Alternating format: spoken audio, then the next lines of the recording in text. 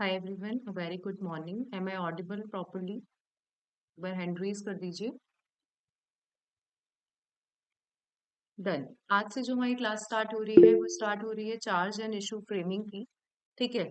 तो आप क्या है, मतलब यदि किसी को जजमेंट राइटिंग की क्लास भी लेनी है तो उसका base charge and issue framing ही होता है। तो आप लोग जजमेंट राइटिंग की क्लास यदि कंटिन्यू करते हो इन फ्यूचर, जिससे मैं जैसे ये क्लास ओवर होगी तो मैं जजमेंट राइटिंग की क्लास स्टार्ट करूंगी, तो उसके लिए आपको बेस जानना जरूरी है कि क्या इशू फ्रेमिंग है, क्या चार्ज फ्रेमिंग है। ठीक है। आपको इसके लिए एक नोटबुक लेके रखना। ठीक है। बस एक सिंपल सी नोटबुक, ब्लैक पेन और ब्लू पेन, इस तरीके से आप लेके रखना। बिल्कुल मैं स्टेप बाय स्टेप बताऊंगी कि चार्ज फ्रेमिंग आपको किस तरीके से करनी है। बात रही सेक्शंस की, जैसे इशू फ्रेमिंग तो अभी बताऊंगी। इन फ्यूचर जो हम चार्ज फ्रेमिंग पढ़ेंगे उसमें सेक्शंस की बात रही, तो थोड़ा बहुत आप एडजस्ट कर लेना जब तक नया लॉ एनफोर्समेंट में नहीं आता है। ठीक है। बाकी जो बेस है वो सब चीजें मैं आपको बता दूंगी बिल्कुल क्लियर कि किस तरीके से आपको फर्स्ट स्टेप लिखना है, सेकंड स्टेप लिखना है, थर्ड स्टेप लिखना है, कैसे चार्ज फ्रेम करना है, वहां तक स्टेप बताऊंगी। जजमेंट राइटिंग इन फ्यूचर मैं आपको बता दूंगी। फर्स्ट डेमो क्लास है, क्योंकि क्लास ही 7-8 दिन की रहेगी, मैं एक से ज्यादा दिन की डेमो क्लास नहीं दे सकती हूँ। और यदि आपको कोई भी क्वेश्चन है, एक बार हैंड रेज कर दीजिए। बीच में ऐसे इंटरप्शन नहीं रखेंगे अपन। जो टीचर और जो स्टूडेंट की जो मर्यादा रहती है वो वैसे रहेगी। क्लास स्टार्ट करते हैं। अपना रहेगा। तो इशू फ्रेमिंग क्या होती है? जनरली हम देखिए, इशू मतलब किस चीज पर पार्टी क्या है, वेरियांस पे है, किस चीज पे पार्टी में क्या है, इशू है, लड़ाई चल रही है। लाइक मैं बोल रही हूँ कि मेरा नाम पारुल जैन है। ठीक है। तो यदि दूसरा वाला इंसान भी बोल रहा है कि तुम्हारा नाम पारुल जैन है, तो यहाँ पे कोई इशू क्रिएट नहीं होता है। मैंने कहा कि ये पेन रेड कलर का है, दूसरा वाला भी कुछ भी नहीं बोल रहा या चुप है, तो इसका मतलब है कि पार्टी इशू में नहीं है। लेकिन यही एक क्वेश्चन उठता है कि कोई इंसान बोल रहा है, मैं बोल रही हूँ मेरा नाम पारुल जैन है, लेकिन सामने वाला इंसान बोल रहा है कि आपका नाम तो क्या है, पलक जैन है। तो यहाँ पे पार्टी क्या है, इशू। यहाँ पे पार्टी क्या कर रही है, इशू क्रिएट कर रही है। तो जजमेंट जो होगा वो इशू पे होगा, जिस चीज पे पार्टी क्या है, वेरियांस में है। कभी भी कोई चीज में सपोर्टिव फैक्ट्स है, लाइक जो चीज में दोनों पार्टी असर्ट कर रही है उस चीज में इशू फ्रेम नहीं होते हैं, क्योंकि उस चीज में तो इशू है ही नहीं ना। कोई तो दोनों पार्टी क्या कर रही है, दोनों पार्टी यदि इंटरप्शन में चल रही, मतलब दोनों पार्टी क्या कर रही है, इशू में चल रही है, तो हम क्या कहेंगे, हम वहां कहेंगे कि इशू फ्रेम हुआ है, मतलब इशू क्या हुआ है, राइज हुआ है। तो जो मैंने कल एक पीडीएफ बनाई थी इशू के लिए, मैं बताती हूँ। देखिए, framing of issue. Framing of issue मतलब एक पार्टी क्या बोल रही है, एक मटेरियल प्रिपोजिशन पे कह रही है कि मैं क्या हूं, मैं किसी चीज को क्या कर रहा हूँ, अफर्म कर रहा हूँ। मैं क्या कर रहा हूँ, मैं किसी चीज को अफर्म कर रहा हूँ।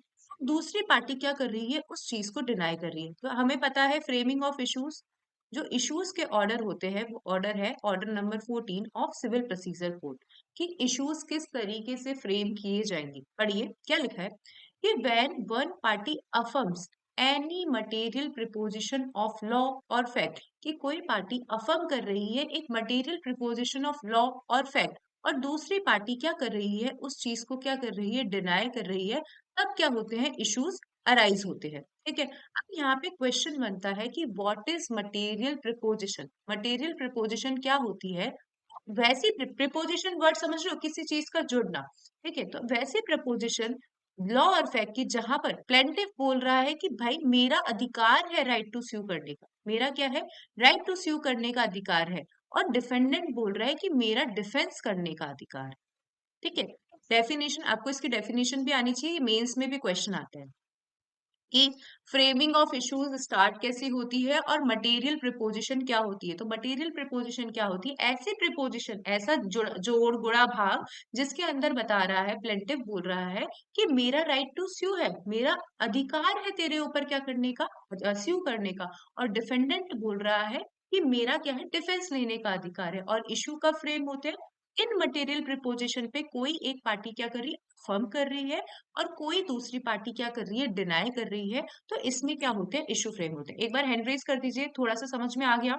मतलब जो बिल्कुल बेस है, बिल्कुल जीरो वाला बेस है, आपको समझ में आ गया कि इशू, कभी भी आप इशू उस चीज पे फ्रेम नहीं करेंगे जिस चीज पर दोनों पार्टी क्या है, राजी है।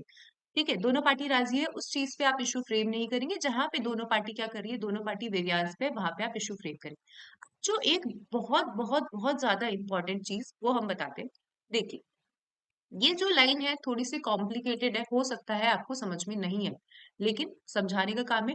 However the fact which is used by one by the other party to deny asserted fact will not be subject matter of the issue. क्या लिखा है मैम, समझ में नहीं आया? मैं बताती हूँ, देखो समझ रहा हूँ कि मैं बोल रही हूँ ए है और बी है, ठीक है। यहाँ पे ए पर्सन बोल रहा है कि बी पर्सन ने क्या किया है, बी पर्सन ने एक कॉन्ट्रैक्ट फॉर सेल किया था मेरे साथ में, एक कॉन्ट्रैक्ट फॉर सेल किया था और इसका क्या किया है, ब्रीच किया है। ठीक है, कि ए बोल रहा है या पारुल बोल रही है कि बी पर्सन जो था इसने क्या किया, इसने कॉन्ट्रैक्ट फॉर सेल का ब्रीच किया है। और बी पर्सन क्या बोल रहा है, बी पर्सन बोल रहा है कि भाई मैं मान लेता हूँ कॉन्ट्रैक्ट ऑफ सेल का ब्रीच किया, लेकिन मैं मेरे जो ये जो लैंड है, ये जो लैंड है जिसके लिए मैंने कॉन्ट्रैक्ट ऑफ सेल किया था, इसके अंदर मेरा भाई इंटरेस्टेड है, मेरा ब्रदर इंटरेस्टेड है। जब तक वो कंसेंट नहीं देगा, जब तक वो कंसेंट नहीं देगा, तब तक मैं ये कॉन्ट्रैक्ट फॉर सेल नहीं कर सकता। वापस आपको क्वेश्चन समझ में आ जाना चाहिए।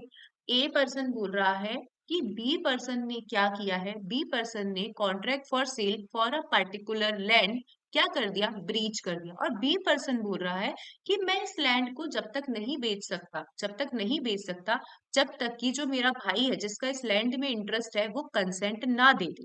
ठीक है, तो यहाँ पे क्वेश्चन होता है कि इशू कैसे रेज, इशू आप कैसे फ्रेम करोगे? इशू ये फ्रेम होगा कि वेदर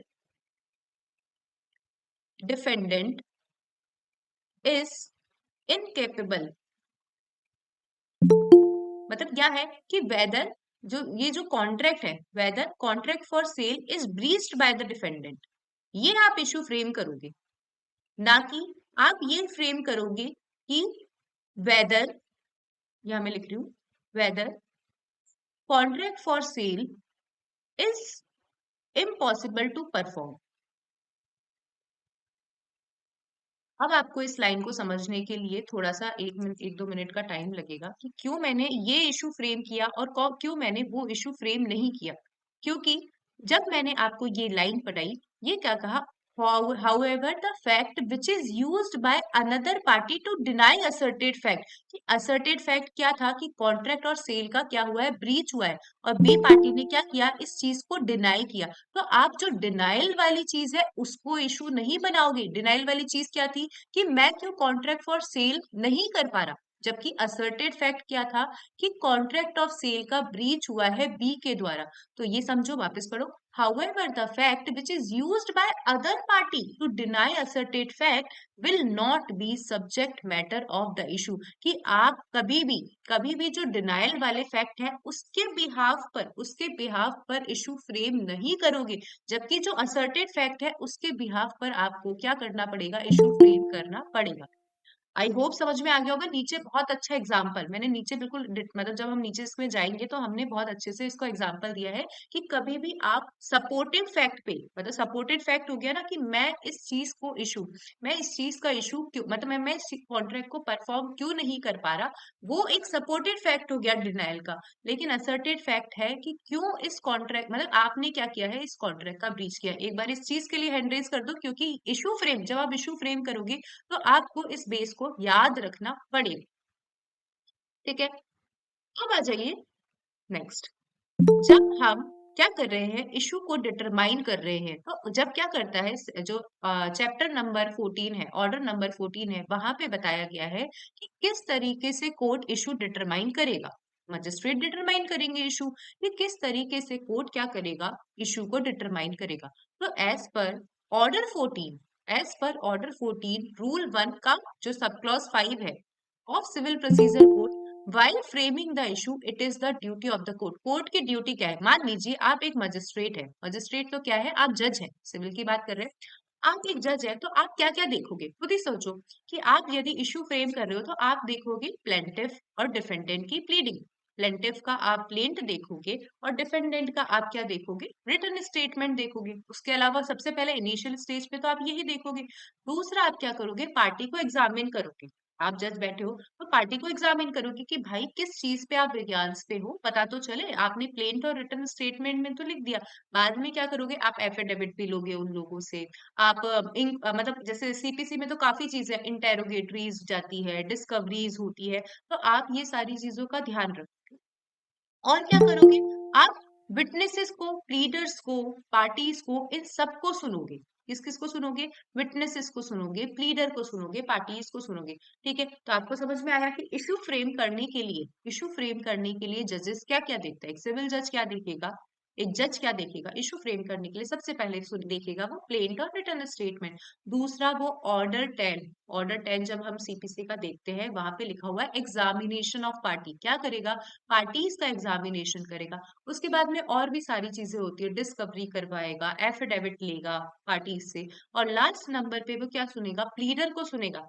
ठीक है, यदि आप लोग प्रैक्टिस में होंगे, मैं प्रैक्टिस में नहीं हूँ, आप लोग प्रैक्टिस में होंगे तो आपको ये सारी चीजें पता होगी कि वो क्या सुनेगा, पार्टीज को सुनेगा, प्लीडर को सुनेगा, कोई भी एविडेंसेस है, विटनेसेस को सुनेगा, उन सबको सुनकर क्या कर लेगा, इशू फ्रेम कर लेगा। जो भी चीजें हमने पढ़ी क्विकली रिवाइज करते हैं। इशू हमेशा कब अराइज होते हैं, जब दो पार्टी क्या होती है, वेरियांस पे होती है। दो पार्टी क्या करी, एक बोल रहा है हाँ हाँ, एक बोल रहा है ना ना, तो उस चीज के लिए इशू डिसाइड होते हैं। और कभी भी इशू असर्टेड फैक्ट पे ही बनेंगे, हमेशा इशू असर्टेड फैक्ट पे बनेंगे। किसी चीज की डिनाइल के लिए कोई इंसान सपोर्ट कर रहा है, उस चीज पर इशू फ्रेम नहीं होंगे। और तीन चार तरीके हैं जिसके बिहाफ पर क्या करता है, कोर्ट इशू फ्रेम करता है, वो मैं आपको बता। इश्यूज किस तरीके के होते हैं, इश्यूज दो तरीके के होते हैं। इसके अंदर जब हम कल क्लास लेंगे तो मैं इसको और डिटेल में बताऊंगी कि कब है ना, इनिशियल स्टेज पर ही कोर्ट क्या कर देता है, इशू फ्रेम करके क्या कर देता है, खत्म कर देता है, क्योंकि थोड़ा सा इंपॉर्टेंट है। ठीक है, तो जो बच्चे फाइनल होंगे मैं उनको बताऊंगी। तो इशू जनरली जो बेयर एक्ट में दिए हुए हैं वो दो तरीके के दिए हुए हैं, एक होते हैं इशू ऑफ फैक्ट और एक होते हैं issue of law. Issue of fact क्या होंगी, जो सर्कमस्टांसेस पे डिपेंड होते होंगे। क्या होते हैं इशू ऑफ फैक्ट, जो सर्कमस्टांसेस पे बेस्ड रहते हैं। और इशू ऑफ लॉ जिसमें लॉ पे वेरिएंस पे, लाइक किसका ज्यूरिडिक्शन है, लॉ मतलब समझ लो कि लिमिटेशन से बाहर है या नहीं बाहर है। ठीक है, कि, इस कोर्ट का ज्यूरिडिक्शन है या ज्यूरिडिक्शन नहीं है, ये तो होते हैं इश्यूज ऑफ लॉ, क्योंकि ये लॉ से रिलेटेड है। लाइक लिमिटेशन है तो लिमिटेशन एक्ट 1963 से रिलेटेड है। ज्यूरिडिक्शन है तो सेक्शन 6 सीपीसी इस चीज से डिपेंडेंट है कि क्या इस कोर्ट का वाकई ज्यूरिडिक्शन है इस केस में, या इस कोर्ट का क्या इस केस पे लिमिटेशन एक्ट 1963 से ये केस बार होता है या सूट बार होता है, नहीं होता। ये होते हैं इश्यूज ऑफ लॉ। और इश्यूज ऑफ फैक्ट वही सेम, कि क्या कॉन्ट्रैक्ट ऑफ ब्रीच हुआ है, ठीक है, क्या प्लेंटिफ रेडी था, क्या ये चीजें जो इसका पार्ट है वो परफॉर्म करने के लिए, क्या डिफेंडेंट रेडी है या नहीं रेडी है, तो ये होते हैं इश्यूज ऑफ फैक्ट। लाइक एक हॉर्स है, मैंने कहा कि मैं तुझे काला घोड़ा दूंगी या व्हाइट हॉर्स बेचूंगी, तो ये इशू ऑफ फैक्ट है कि बात किस घोड़े की हुई थी, काला घोड़ा बेचने की हुई थी या व्हाइट हॉर्स बेचने की हुई थी। तो ये इशू ऑफ फैक्ट है। और इशू ऑफ लॉ में आपको बताई चुकी है किस तरीके की, कि क्या वाकई में लिमिटेशन एक्ट से ये चीज बाहर है, क्या वाकई में इस कोर्ट का जुरिडिक्शन है, ये होते हैं इशू ऑफ लॉ। और अब जो मतलब हम जब केस बनाते हैं, ये तो बेयर एक्ट में दे रखे हैं इश्यूज ऑफ फैक्ट और इश्यूज ऑफ लॉ, लेकिन जब हम ड्राफ्ट करते हैं तो यहाँ पे हम किस तरीके के ड्राफ्ट करते हैं, दोनों, जिस केस में दोनों इश्यूज आ जाते हैं, इशू ऑफ फैक्ट भी आ जाते हैं, मिक्स्ड मतलब मिक्स्ड इश्यूज, जिसके अंदर इश्यूज ऑफ फैक्ट भी आ जाएंगे और इश्यूज ऑफ लॉ भी आ जाएंगे, एंड लॉ। ठीक है, इस चीज को मैं कल डिटेल में बताऊंगी कि हमेशा कोर्ट क्या करता है, हमेशा कोर्ट सबसे पहले इश्यूज ऑफ लॉ को सुनता है, इशू ऑफ लॉ को सुनता है। अनटिल अनलेस कोर्ट को लगता है कि इश्यूज ऑफ लॉ पे ही ये जो केस है वो डिस्पोज ऑफ हो जाएगा, तब ही वो आगे इश्यूज ऑफ फैक्ट को सुनेगा। अदरवाइज हमेशा ये जो इशू ऑफ लॉ होते हैं, ये आरजेएस 2021 में भी क्वेश्चन आया था, ये प्रिलिमिनरी इश्यूज होते हैं। किसी भी कोर्ट में यदि कोई ऐसा केस है जिसके अंदर इश्यूज ऑफ फैक्ट भी है और इश्यूज ऑफ लॉ भी है, हमेशा वो कोर्ट सबसे पहले इशू ऑफ लॉ को सुनेगा, प्रिलिमिनरी इशू को सुनेगा। और यदि प्रिलिमिनरी इश्यूज पे ही केस डिस्पोज ऑफ हो जाता है, तभी मतलब डिस्पोज ऑफ हो जाता है, तब तो आगे वाले इफेक्ट्स को नहीं सुनेगा। जैसे मान लीजिए फॉर एग्जांपल कि मैं गई किसी कोर्ट में केस लेकर, ठीक है, वो कोर्ट बोल रहा है कि क्या मेरा जुरिडिक्शन है, उस कोर्ट ने देखा कि क्या मेरा जुरिडिक्शन है। ऑफ कोर्स ये क्या है, इशू ऑफ लॉ है। और पता चलता है कि मेरे उस कोर्ट का तो जुरिडिक्शन ही नहीं, तो वो कोर्ट उस केस को वहीं खत्म कर देगा, डिस्पोज ऑफ कर देगा या डिसमिस कर देगा, आगे वो फैक्ट्स पर नहीं जाएगा। ठीक है। मैं किसी केस में गई जिस केस की जो वैलिडिटी थी, मतलब 3 साल के अंदर मुझे केस फाइल करना था, मैं गई कोर्ट में।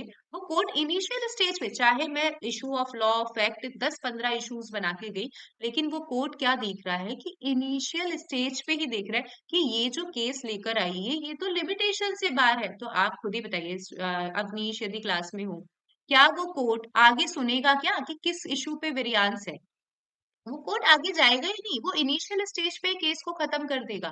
तो आपको ये चीज समझ में आ गई क्या, कि इश्यूज ऑफ लॉ होते हैं और इश्यूज ऑफ फैक्ट होते हैं। तो कोर्ट हमेशा इशू ऑफ लॉ को पहले देखेगा, प्रिलिमिनरी इश्यूज को पहले डिसाइड करेगा, बाद में वो इशू ऑफ फैक्ट पे जाएगा।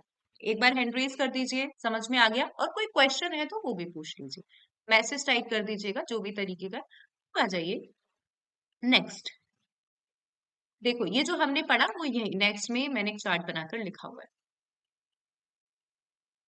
कि मान लीजिए, समझ लो, मान लीजिए कि किसी केस में 10 इश्यूज हैं, किसी केस में कोर्ट ने 10 इश्यूज बनाए, कोर्ट जजमेंट 10 इशू पर देगा।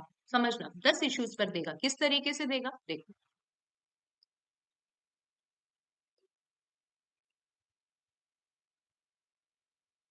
मान लीजिए 5 इशू है, 1, 2, 3, 4, 5, 5 इशू फ्रेम किए कोर्ट ने। तो कोर्ट जजमेंट कैसे देगा? कोर्ट जजमेंट देगा, पहला इशू किसके फेवर में जाएगा, दूसरा इशू किसके फेवर में जाएगा, ये डिफेंडेंट के फेवर में गया, ये प्लेंटिफ के फेवर में गया, डिफेंडेंट के फेवर में गया, मतलब हर एक इशू पर कोर्ट क्या सुनाएगा, जजमेंट सुनाएगा। ठीक है, हर एक इशू, भाई तूने 5 इशू फ्रेम किए ना, कोर्ट ने अपनी मर्जी से 5 इशू फ्रेम किए, तो कोर्ट हर एक इशू पे क्या सुनाएगा, जजमेंट सुनाएगा। ठीक है, लेकिन इसके एक्सेप्शन देखते हैं कि कब वो जजमेंट नहीं सुनाएगा, पढ़े देखिए। Court to pronounce judgement on all issues, court हर एक इशू पे क्या सुनाएगा, जजमेंट सुनाएगा, लेकिन यहाँ पे जो मैंने आपको बता दिया, नॉट विद स्टैंडिंग, कि यदि कोई केस प्रिलिमिनरी इश्यूज पे क्या हो जाता है, प्रिलिमिनरी इश्यूज पे डिस्पोज ऑफ हो जाता है, तब कोर्ट हर एक इशू पे जजमेंट नहीं सुनाएगा। ठीक है, अब देखो, अब subject to the rule two, ये भी मैं आपको बता चुकी, where issues both of law and of fact arise in the same suit and the court is of opinion the case और any part thereof may be dispose of an issue of law, कि यदि कोई case में issue of law और issue of fact है और court क्या होता है, सेटिस्फाई, कोर्ट का क्या होता है, ओपिनियन है कि कोर्ट मुझे क्या करना चाहिए, केस को प्रिलिमिनरी इश्यूज पर ही क्या करना चाहिए, डिस्पोज ऑफ कर देना चाहिए, तो वो डिस्पोज ऑफ कर सकता है। प्रिलिमिनरी इशू क्या क्या होते हैं वो मैं बता चुकी, the jurisdiction of the court और bar to the suit created by any law for the time being in force, कि कोई ये जो केस है वो बार है किसी भी लॉ से, किसी भी लॉ से बार है। तो ये क्या होते हैं, प्रिलिमिनरी इश्यूज होते हैं। अच्छा खासा इससे मेंस का क्वेश्चन बन सकता है। ये जो ऑर्डर 14 है, ऑर्डर 14 का रूल 1 है और रूल 2 है, इससे पूरा मेंस में पिछले साल तो जब मैंने आरजेएस का जब दिया था उसके अंदर पूरा ऑर्डर आया था इस इशू पे, तो पूरा ऑर्डर आया था इस वाले ऑर्डर, मतलब इस वाले रूल पे, तो रूल 2। अब आ जाइए हाँ, वापस वही चीज है कि किस किस से कोर्ट क्या कर सकता है, इश्यूज फ्रेम कर सकता है। द कोर्ट में frame the issue from any और ऑल और any of the following material, कि पार्टी ने ओथ पे क्या क्या एलिगेशन लगाए हैं। ठीक है, या पार्टीज के बिहाफ पे कोई पर्सन प्रेजेंट है तो, या प्लीडर प्रेजेंट है तो उन्होंने क्या क्या एलिगेशन लगाए हैं। ठीक है, प्लीडिंग इंटेरोगेटरीज में भी क्या क्या एलिगेशन लगाए हैं और पार्टीज ने क्या क्या डॉक्यूमेंट प्रोड्यूस किए हैं, इनके बिहाफ पर भी क्या कर सकता है कोर्ट, मतलब इनको देखने के बाद भी कोर्ट क्या कर सकता है, इशू फ्रेम कर सकता है। अब आ जाइए नेक्स्ट, आप स्टूडेंट हैं, ये तो सारी कोर्ट की बात हो गई, मैं हमारा काम क्या है, हम अभी मजिस्ट्रेट थोड़ी बने, हम अभी जज थोड़ी बने, हमारे को बताओ मैम, ये तो आप कोर्ट को बता रहे हो हमें कैसे फ्रेम करना है, तो आपको कैसे फ्रेम करना है इशू आज देखिए।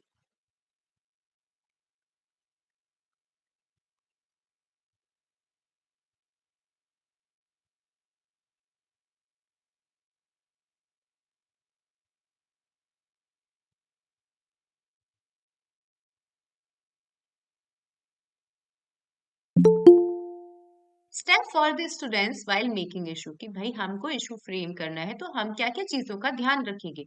सबसे पहले आपके पास में यदि क्वेश्चन आता है, आपके पास में क्वेश्चन आ रहा है, दो मतलब क्या होता है, एक 1.5 पेज का क्वेश्चन देते हैं, देख के ही डर जाते हैं, जजमेंट लिखने वाली बात होती है या ऑर्डर लिखने वाली बात होती है ना, तो 1 1.5 पेज का जजमेंट देते हैं, मतलब वो क्वेश्चन देंगे।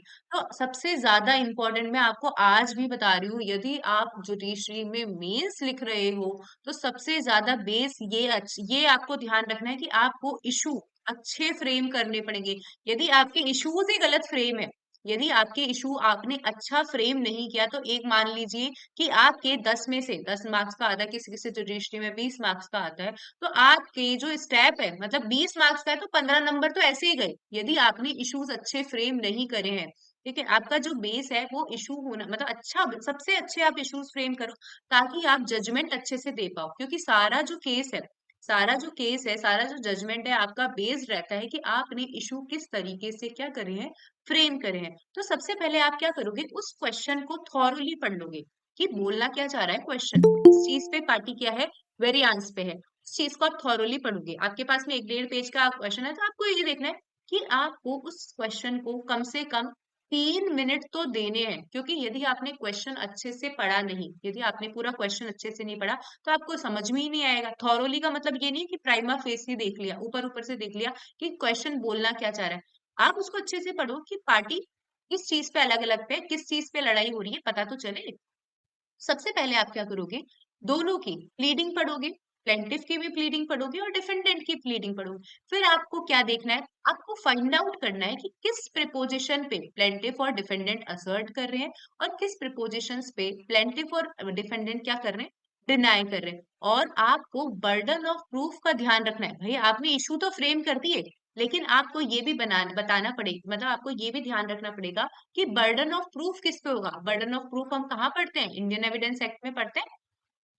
इंडियन एविडेंस एक्ट में 101 से लेकर शायद 111 यहाँ पे लिखा हुआ है किसके ऊपर बर्डन ऑफ प्रूफ रहता है। तो आपको इशू फ्रेम करते टाइम ये चीज का भी ध्यान रखना पड़ेगा कि मुझे बर्डन ऑफ प्रूफ किस पे देना है, मुझे बर्डन ऑफ प्रूफ प्लेंटिफ पे देना है या मुझे बर्डन ऑफ प्रूफ डिफेंडेंट पे देना है।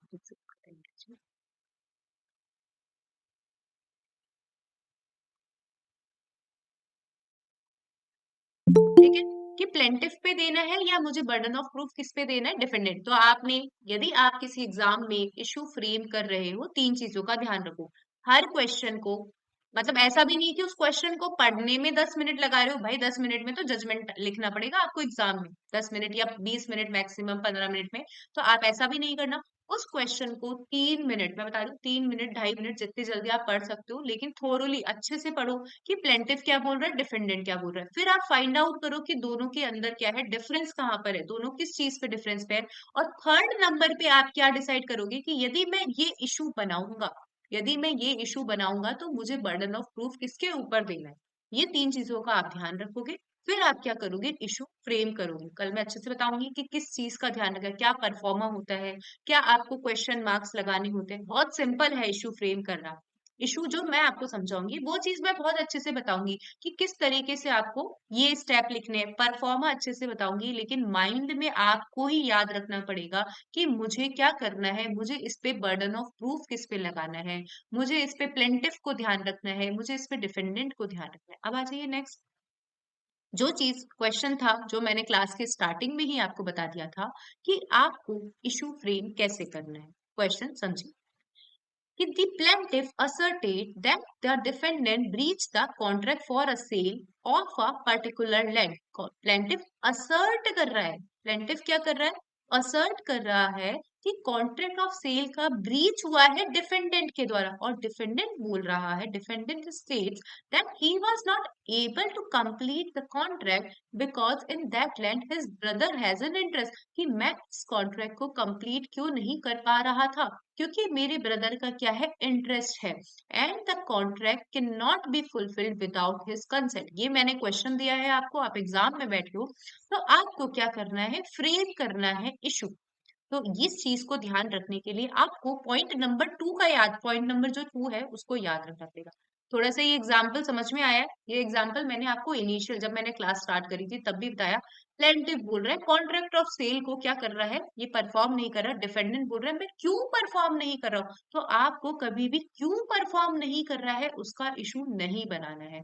आपको बनाना है कि क्यों, मतलब कि ब्रीच का क्या, वाकई में कॉन्ट्रैक्ट का क्या हुआ है, ब्रीच हुआ है क्या, पढ़ो। आ जाइए next. Issue should be framed like this. यहाँ मैंने आंसर दिया है कि इशू कैसे फ्रेम होना चाहिए। इशू फ्रेम होना चाहिए इस तरीके से कि whether the defendant has committed the breach of contract. आप इशू ये फ्रेम करके आओ। देखो यदि हम पढ़ रहे हैं तो हमें ये भी पता होना चाहिए कि हमें क्या नहीं करना चाहिए। आपको पता है कि हमें ये करना चाहिए, लेकिन आपको ये भी पता होना चाहिए कि आपको क्या नहीं करना चाहिए। तो issue should B frame like this, whether the defendant has committed the breach of the contract, कि क्या डिफेंडेंट ने कॉन्ट्रैक्ट का ब्रीच किया है। But should not be frame like this, whether the performance of the contract has become possible. आपको ये issue नहीं बना के आना पड़ेगा कि कॉन्ट्रैक्ट की परफॉर्मेंस इम्पॉसिबल हुई। क्यों इम्पॉसिबल हुई, आप कभी भी इस तरीके का इशू फ्रेम नहीं करोगे। यदि आप इस तरीके का इशू फ्रेम करोगे, आप एग्जाम में जब लिखोगे आप खुद ही फंस जाओगे। खुद ही फंस जाओगे कि भाई मैं क्यों इम्पॉसिबल है। आपको बर्डन ऑफ प्रूफ किसको देना है। अब देखो आप खुद सोचो, यहाँ पे एग्जाम्पल समझो। यदि आपने ऐसा इशू फ्रेम कर दिया कि क्या कॉन्ट्रैक्ट इम्पॉसिबल हो गया परफॉर्म होने के लिए, आप खुद ही सोचो बर्डन ऑफ प्रूफ किसको दोगे। बर्डन ऑफ प्रूफ की डिफेंडेंट तो बोल ही रहा है कि कॉन्ट्रैक्ट इम्पॉसिबल हो गया क्योंकि मेरे भाई का कंसेंट, मतलब इंटरेस्ट है इसके अंदर, वो कंसेंट नहीं दे रहा है। आप खुद ही सोचो आगे जजमेंट में क्या लिखोगे। बेचारे आप जजमेंट में लिखोगे कि डिफेंडेंट की तो गलती नहीं है, डिफेंडेंट तो कंसेंट, डिफेंडेंट का भाई कंसेंट नहीं दे पा रहा है, तो मैं तो ये जो केस है मैं डिफेंडेंट के फेवर में पास कर रहा हूँ। आप खुद सोचो, ये तो बहुत बड़ी गलती हो जाएगी। एक तो प्लेंटिफ ने केस पास किया, मतलब केस फाइल किया कि डिफेंडेंट परफॉर्म नहीं कर रहा, आप किसके फेवर में जजमेंट दे रहे हो, क्योंकि आपने इशू गलत फ्रेम किया। आपने क्या करा, इशू गलत फ्रेम किया है। तो आप इस तरीके से इशू कभी भी फ्रेम नहीं करके आओगे। आई होप समझ में आ गया होगा। एक बार हैंड रेज कर दूं, ये क्वेश्चन समझ में आ गया तो आपको पूरा, मतलब पूरा इशू ही समझ में आ गया। ये जो, मतलब मैं क्लास की फीस भी चार्ज कर रही हूँ, तो मैं एक क्लास की फीस इस सेंटेंस के लिए चार्ज करूँ। आगे इन फ्यूचर भी मैं आपको ये बताऊंगी कि क्यों आपको ऐसा फ्रेम करना है, क्यों आपको ऐसा फ्रेम नहीं करना है। क्योंकि मैंने आपको बताया यदि आपने दूसरे वाले तरीके से इशू फ्रेम किया, आप क्लास में खुद ही फंस जाओगे, मतलब आप एग्जाम में खुद ही फंस जाओगे कि मैं क्या करूं। आप देखो, the reason behind by framing should not be done as per the defendant's statement because he is denying the fact with taking support of his statement. मैंने आपको बता ही दिया क्योंकि देखो as we have already read earlier, however the fact which is used by the other party to deny certain fact will not be subject matter of the issue. जिस fact के through दूसरी party क्या कर रही है, deny कर रही है, तो उस चीज से कभी भी आप इशू फ्रेम नहीं करेंगे। You need to frame issue on asserted side, not on the supportive side. ठीक है, तो आपको जो इशू का बेस है वो आपको आई होप समझ में आ गया होगा। अब यहाँ पे क्वेश्चन बनता है। अब यहाँ पे पता है बहुत सारे क्वेश्चन मैं आपको ऐसे बता दूंगी कि यदि मान लो आपको केस, मतलब ऐसी चीज मैं बताऊंगी कि यदि मान लो आपके पास में केस आया है स्पेसिफिक रिलीफ का, मतलब ये स्पेसिफिक रिलीफ एक्ट का केस आया है, तो आपको क्या क्या इशू बना सकते हो, इस चीज की प्रिपरेशन हम पहले ही कर लेंगे। कि मान लीजिए आपको पहले देखना पड़ेगा कि कौन से एक्ट से केस चल रहा है, कौन से एक्ट का केस चल रहा है। स्पेसिफिक परफॉर्मेंस का चल रहा है तो मैं आपको 4 इशू पहले ही बता दूंगी कि आपको वो 4 इशू तो फ्रेम करके आने ही है। लाइक कॉन्ट्रैक्ट का चल रहा है, कॉन्ट्रैक्ट के सेक्शन 37 का चल रहा है, तो मैं आपको पहले ही बता दूंगी कि ये क्वेश्चन तो आपको फ्रेम करके आने ही है। दूसरी बात अभी समझो कि आपको समझ में आ रहा है, आपको समझ में आ रहा है कि ये केस प्रिलिमिनरी इश्यूज पे क्या हो सकता है, प्रिलिमिनरी इश्यूज पे क्या हो सकता है, डिटरमाइन हो सकता है। तो सबसे पहले आप प्रिलिमिनरी इशू बना कर आओगे। कभी भी ये गलती मत करना कि मतलब एक केस है उसके अंदर इशू ऑफ लॉ है और इशू ऑफ फैक्ट है। तो सबसे पहले इशू आप कौन सा बनाओगे। कौन है क्लास में, श्रृंखला मैम, यदि आप सुन पा रहे हो माइक ऑन करो। Yes ma'am. एक केस कंसिस्ट करता है इशू ऑफ लॉ और इशू ऑफ फैक्ट। आपको 5 इशू बनाने हैं, तो सबसे पहले इशू ऑफ फैक्ट का आप इशू बनाओगे या इशू ऑफ लॉ का इशू बनाओगे। इशू ऑफ लॉ का। याद रखना कभी भी इन फ्यूचर एग्जाम में या कभी भी कोर्ट में भी आप प्रैक्टिस कर रहे हो, ठीक है, तो सबसे पहले आप इश्यू ऑफ लॉ का ही बनाओगे, क्योंकि सबसे पहले आप किस चीज को लिखोगे, जिस चीज पर केस क्या हो सकता है, डिस्पोज ऑफ हो सकता है। यदि केस इश्यू ऑफ लॉ पर ही खत्म हो जाएगा तो आपको इश्यू ऑफ फैक्ट में तो जाने की जरूरत ही नहीं है। यदि आप 5 इश्यू बनाओगे तो 5 इश्यू में सबसे पहले, सबसे दूसरा, सबसे तीसरा इश्यू ऑफ लॉ का बनाओ, ठीक है। और हमेशा इशू किस तरीके से बनाते हैं, सीक्वेंस में बनाते हैं। हमेशा इशू इशू कैसे बनेंगे, सीक्वेंस में बनेंगे, कभी भी ऊपर नीचे कर कर मत आना, ऊपर नीचे मत कर कर आना, ठीक है। पढ़ो। अब देखो, यदि स्पेसिफिक परफॉर्मेंस का क्या है, केस चल रहा है, मतलब आपको सामने दिख रहा है कि स्पेसिफिक परफॉर्मेंस का केस है, तो आप कैसे इशू बनाओगे। देखो, इशू आपको ये तीन तीन इशू तो बनाकर आने ही पड़ जाएंगे, मतलब वहां पे कोई भी केस चलता है तो ये तीन तो बनेंगे, कि whether there has been breach of contract by the defendant, कि क्या डिफेंडेंट ने वाकई कॉन्ट्रैक्ट ब्रीच किया है। ये कॉमन सेंस है, सबसे पहला इशू बनेगा ही, वो बोलेगा कि सर मुझे क्या करवाना है, मुझे इससे स्पेसिफिक परफॉर्मेंस करवाना है। तो पहला क्वेश्चन तो आपका यही बनना चाहिए, पहला क्वेश्चन आपका यही बनना चाहिए। ये मैंने गलत लिखा है, मैं बताऊंगी क्यों गलत लिखा है। कि whether there has been breach of contract by the defendant, क्या डिफेंडेंट ने ब्रीच ऑफ कॉन्ट्रैक्ट किया है। वैद अब दूसरा क्वेश्चन क्या बन सकता है, कि मान लीजिए आपने इशू डिसाइड कर दिया कि हाँ डिफेंडेंट ने ब्रीच ऑफ कॉन्ट्रैक्ट किया है, लेकिन आपको दूसरा क्वेश्चन ये भी देखना है, क्या प्लेंटिफ प्लेंटिफ रेडी था क्या अपने पार्ट को परफॉर्म करने के लिए। क्यों, देखो समझो क्या हो सकता है। डिफेंडेंट तो मतलब मान लीजिए ब्रीच भी किया है, लेकिन जो कॉन्ट्रैक्ट में लिखा था वहां लिखा हुआ था कि प्लेंटिफ यदि मुझे इनिशियल स्टेज पे एडवांस दे देगा 1 लाख रुपए, तभी मैं आगे आकर कॉन्ट्रैक्ट परफॉर्म करूंगा, ठीक है। तो आपने पहला तो डिसाइड कर दिया, आपने इशू डिसाइड कर दिया कि हाँ प्लेंटिफ के फेवर में जा रहा है ये इशू, ये डिफेंडेंट ने ब्रीच किया, लेकिन सेकंड स्टेज पे आप क्या लिखोगे, क्या प्लेंटिफ रेडी और विलिंग था अपने पार्ट को परफॉर्म करने के लिए। तो आप लिखोगे कि प्लेंटिफ से तो कॉन्ट्रैक्ट में क्या लिखा गया था कि प्लेंटिफ 1 लाख रुपए देगा, प्लेंटिफ 1 लाख रुपए देगा तभी डिफेंडेंट काम करेगा। तो ये इशू आप किसके फेवर में डिटरमाइन करोगे, प्लेंटिफ ने तो दिए नहीं 1 लाख रुपए, ये इशू आप किसके फेवर में डिटरमाइन करोगे, उसके डिफेंडेंट के फेवर में, because it is already written in the contract कि यदि आप एडवांस पे करोगे तो यहाँ पे आपको स्पेसिफिकली दिख रहा है, आप फिर लिखोगे कि इट हैज बीन स्पेसिफिकली, मतलब हम देख पा रहे हैं कि प्लेंटिफ रेडी और विलिंग नहीं था अपने पार्ट को परफॉर्म करने के लिए, it should be the second issue. आप स्पेसिफिक परफॉर्मेंस का यदि आप लिखोगे तो ये सेकेंड इशू होगा कि प्लेंटिफ इज नॉट रेडी, या प्लेंट आप क्वेश्चन ही बनाओगे whether the plaintiff is ready or willing to perform his part of the contract। और फिर लास्ट इशू आप बनाओगे कि whether plaintiff is entitled to specific performance of the contract। और question देखो मैंने यहाँ पे स्पेसिफिकली लिख दिया, issue should be frame in the sequence only. एक तो मैंने यहाँ दा नहीं लगाया, और दूसरा मैं ये क्यों बोल रही हूँ कि यहाँ मैंने गलत क्यों लिखा है, आप खुद सोचो। मैंने स्टार्ट किया है क्वेश्चन, इश्यूज स्टार्ट होते हैं जनरली वेदर से, किससे स्टार्ट होते हैं, तो सबसे पहले आप ये याद रखोगे किससे स्टार्ट होंगे, वेदर से। अब यार मैं क्वेश्चन पूछ रही हूँ तो इशू हमेशा एंड होते हैं क्वेश्चन मार्क से, और यहाँ मैंने फुल स्टॉप लगा दिया तो ये गलत है, ये मैं मेरी गलती मान रही हूँ। हमेशा आप इशू फ्रेम करोगे तो एंड करोगे क्वेश्चन मार्क से।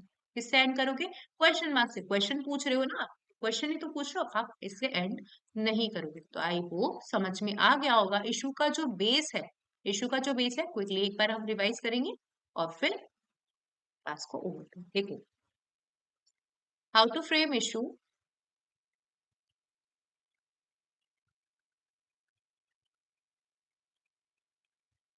सबसे पहले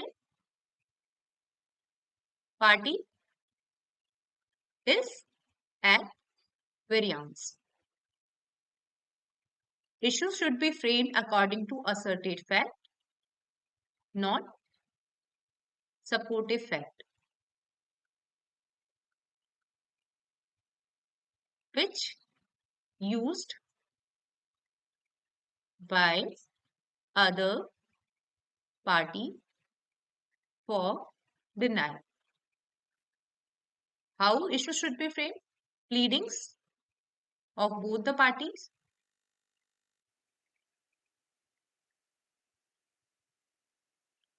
फिर कोर्ट, मतलब कोर्ट कैसे करेगी, examination of the parties,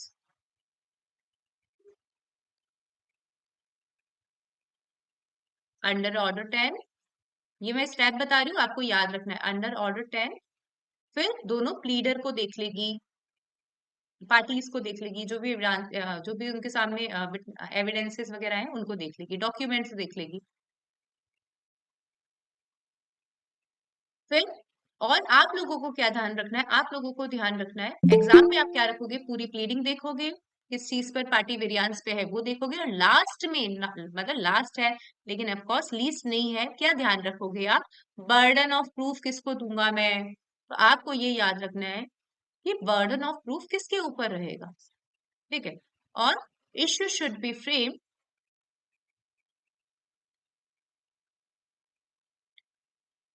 in sequence only. Issue आप कैसे फ्रेम करोगे, सीक्वेंस में फ्रेम करोगे, ठीक है। और if in case both issue of fact, issue of law और इशू ऑफ फैक्ट कंसिस्ट, तो सबसे पहले इशू ऑफ लॉ को आप फ्रेम करके आओगे, ना कि इशू ऑफ फैक्ट के, हमेशा। और वेदर से स्टार्ट करोगे, जनरली कुछ भी तरीके से स्टार्ट हो सकते होंगे इश्यूज, आपको दिमाग नहीं लगाना है। आप एग्जाम के लिए पढ़ रहे हो, आप जज बनने के लिए पढ़ रहे हो, ठीक है। प्रैक्टिस का मुझे नहीं पता प्रैक्टिस में क्या होता है, आप इशू फ्रेम करके आओगे, 99% वेदर से स्टार्ट करके आओगे, और लास्ट में क्वेश्चन मार्क लगाकर आओगे। इन दोनों चीजों को आप आज माइंड में रख लो, आप क्लास कंटिन्यू करते हो या नहीं कंटिन्यू करते हो फर्क नहीं पड़ता, लेकिन आपने आज मेरी क्लास ली है तो आपको इशू के एंड में क्वेश्चन मार्क लगाकर आना है, 30 बच्चे जो भी है, और क्वेश्चन स्टार्ट करोगे आप 90 to 95% वैलिड, ठीक है। आई होप समझ में आ गया होगा, और यदि आप क्लास कंटिन्यू करना चाहते हो तो प्लीज मुझे क्या कर देना, पिंग कर देना, ताकि हम कल क्लास में पढ़ेंगे। Thank you so much. Excuse ma'am. Hmm ma'am, ये जो आपने एग्जांपल दिया सपोर्टिव और एसर्टिव वाला, हम्म। ये समझ तो आ गया, बट अगर आप एक दो एग्जांपल्स और दे देंगे तो थोड़ा और क्लियर हो जाएगा, ठीक है, मतलब कि ये डिफरेंशिएट कैसे करना है। देखो यदि आप उस क्वेश्चन को ही 2-3 बार पढ़ोगे ना, मतलब और एग्जाम्पल भी मैं क्या दूं, देखो समझ, समझ कुछ भी समझो, लाइक मैं बोल रही हूँ कि ये प्लान है, ये पेन है, प्लेंटिव बोल रहा है, मतलब हम एक छोटा सा एग्जांपल लेते हैं कि पेन है ब्लैक कलर का, ठीक है, ठीक है, प्लेंटिव बोल रहा है ये पेन ब्लैक कलर का है, जो डिफेंडेंट का पेन है वो ब्लैक कलर का है। तो और डिफेंडेंट क्या डिफेंस ले रहा है कि भाई ये पेन ब्लैक कलर का इसलिए नहीं है क्योंकि मैंने इसकी रिफिल चेंज करी थी, दिखने में ये ब्लैक कलर का है लेकिन मैंने रिफिल चेंज करके इसको रेड कलर का कर दिया था। तो कभी भी आप क्वेश्चन ये नहीं बताओगे कि ये इसके अंदर क्या रिफिल चेंज की गई थी क्या रेड कलर की, क्वेश्चन आप यही बनाओगे कि क्या ये पेन ब्लैक कलर का है। समझ रहे हो, तो ये क्या है, ये एक असर्टेड फैक्ट है, और आप इस असर्टेड फैक्ट को डिनाई, ये डिफेंडेंट इस असर्टेड फैक्ट को डिनाई कर रहा है सपोर्ट लेकर। कभी भी ये पेन, आप ये क्वेश्चन नहीं बनाओगे क्या ये कभी, क्या इसके अंदर कभी रिफिल चेंज की गई थी क्या, आपका क्वेश्चन बनेगा कि क्या ये पेन ब्लैक कलर का था क्या। उम्मीद सर समझ में आया, हाँ थोड़ा जी, सा, हाँ जी मैम। थोड़ा सा तो समझ में आ गया होगा, मतलब जो मैं बेस क्लियर हाँ हाँ, करना चाह रही हूँ, बेस क्लियर करना चाह रही यस हूँ यस। कि कभी भी आपका मतलब अब देखो, खुद ही सोचो कि यहाँ पे आपने क्वेश्चन फ्रेम कर लिया, क्या इसके अंदर रिफिल चेंज की गई थी क्या रेड कलर की, अब आप खुद ही फंस जाओगे, अब आप खुद ही फंस जाओगे कि बेचारा एक तो वो स्टार्ट कर रहा है कि ब्लैक कलर का पेन था, अब उसने इन फ्यूचर रिफिल चेंज करी या नहीं चेंज करी उससे क्या मतलब है। अब आप बर्डन ऑफ प्रूफ किसको दोगे, डिफेंडेंट को दोगे कि प्लेंटिफ को दोगे, ठीक है। अब burden of proof by chance defendant के पास भी चला गया, पूरा आपका क्वेश्चन का आंसर मिक्स हो जाएगा, आप स्टार्ट कुछ समझ ही नहीं पाओगे कि मुझे लिखना क्या है यार, ठीक है। बिल्कुल ठीक, ओके देन ओके। आप लोगों को सबको समझ में आ गया ना, हमेशा असर्टेड फैक्ट पर ही आप इशू फ्रेम करोगे, जो डिनायल का सपोर्टिव फैक्ट है उस पे कभी भी इशू फ्रेम नहीं करके आना है, अदरवाइज आपका जो खिचड़ी बनेगी ना एग्जाम मतलब उसके पेपर के एंड में वो खुद ही आप संभाल नहीं पाओ, ठीक है। तो डन, क्लास आप देख लेना जैसा भी हो। थैंक यू सो मच, कल क्लास फिक्स 9 बजे स्टार्ट हो जाएगी, मतलब 9:05 में मैं जनरली क्लास स्टार्ट कर देती हूँ, 9:08 58 8 9 बजे आपको लिंक शेयर कर दूंगी। Thank you so much. Okay, thank you ma'am. Yes ma'am. Thank you.